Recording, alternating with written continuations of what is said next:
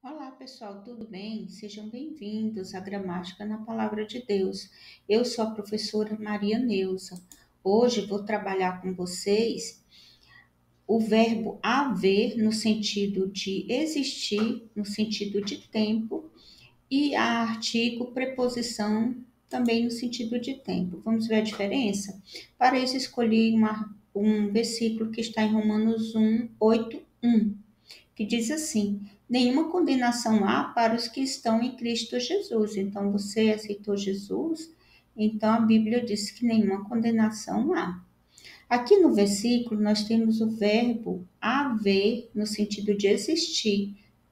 Ele está na terceira pessoa do singular. Então, o verbo haver é normalmente usado na terceira pessoa do singular, quando o sinônimo de existir, acontecer, realizar-se ou fazer, em orações temporais. Então, tanto faz ele estar no presente, passado ou futuro, ele continuará na terceira pessoa do singular quando ele se referir a esses verbos. Então, esta oração aqui embaixo. Havia poucos ingressos à venda. No passado, verbo terceira pessoa do singular. Haverá poucos ingressos à venda. Futuro, verbo terceira pessoa do singular.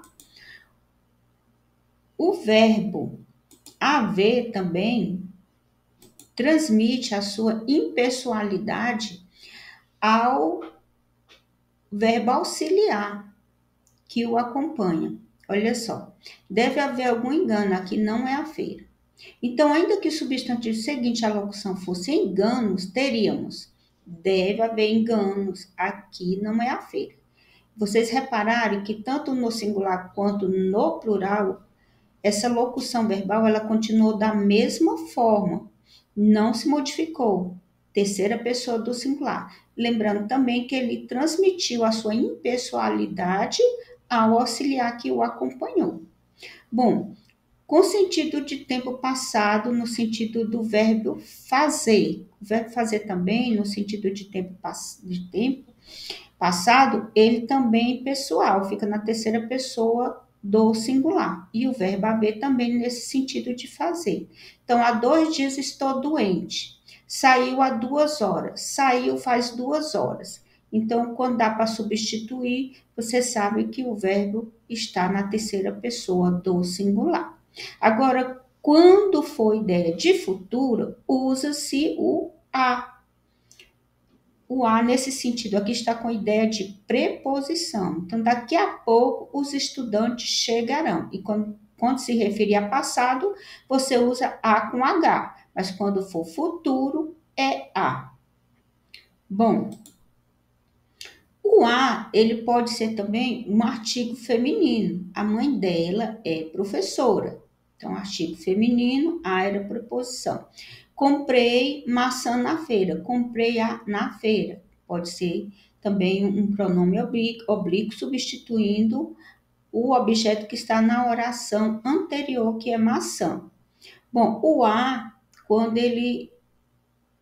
ele é formado uma crase, quando ele junta a preposição mais o artigo, aí forma a crase.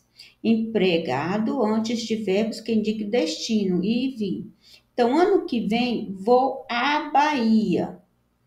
Utilizados antes de palavras femininas. Fui à padaria pela manhã.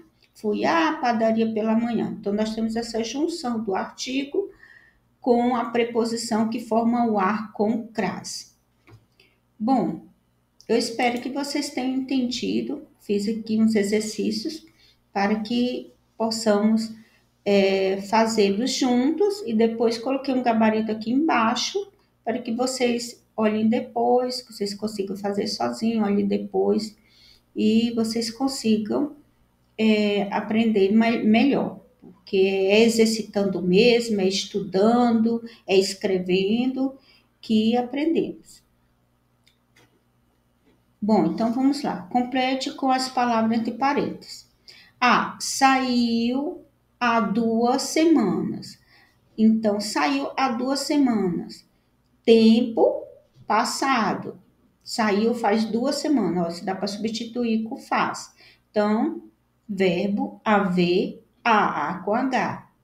B. As avaliações serão realizadas daqui a 2 dias, tempo futuro. Lembra? Tempo futuro, A.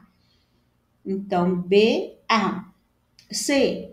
Esta blusa não está à venda.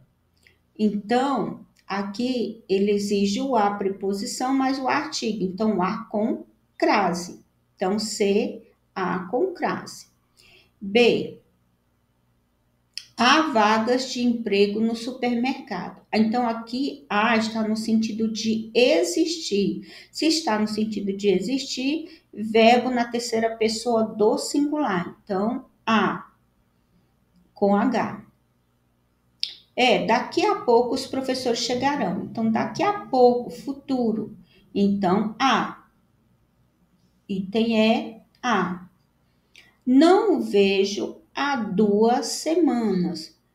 Você pode substituir, não vejo faz 2 semanas. Então, no sentido do verbo fazer, no sentido de tempo, o verbo haver, a com um H.